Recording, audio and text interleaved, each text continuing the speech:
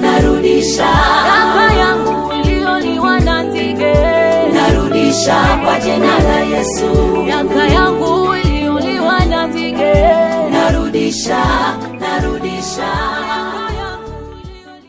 Wasalimu kwa jina la Bwana wetu Yesu Kristo. Hamjambo.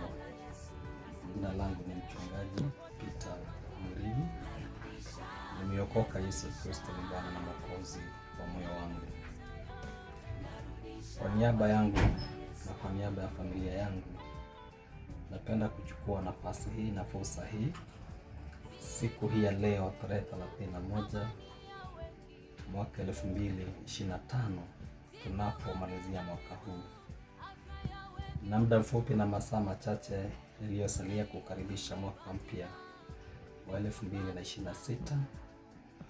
Nataka kuchukua nafasi hii, mnaonitazama, mnaonisikiliza, wote ambao nimewahudumia kwa njia ya neno la Mungu, nichukue muda huu na nafasi hii niwatakie ni mwaka mpya wenye neema za Mungu na mwaka wenye baraka zake Mwenyezi Mungu.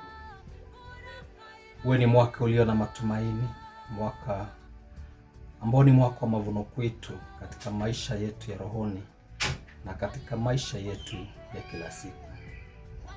Maandiko yanasema kwenye kitabu cha Yoeli 1 na mstari wake wa 4 kwamba yaliyosazwa na tunutu, yaliyoliwa na nzige, yaliyosazwa na tunutu yameliwa na nzige, yaliyosazwa na nzige yameliwa na parare, yaliyosazwa na parare yameliwa na madumadu. Ndugu watazamaji, nataka kuwatia moyo ya kwamba utakuwa ni mwaka wa marejesho kwenu. Yawezekana hujakuwa mwaka mzuri sana katika maisha yako, yawezekana ukufikia hatima zako, yawezekana uliokitarajia ukipata, lakini kwa maneno haya nataka nikueleze, nikutie moyo, kile haukupata mwaka uliopita, nanena kwako kwamba utakipata mwaka mpya. Yale hukuyafikia utayafikia, kile ambacho hukupata Bwana atakupa. Na watakieni heri na watakieni baraka kwa kila hatua utakazochukua za mwaka wa 2026.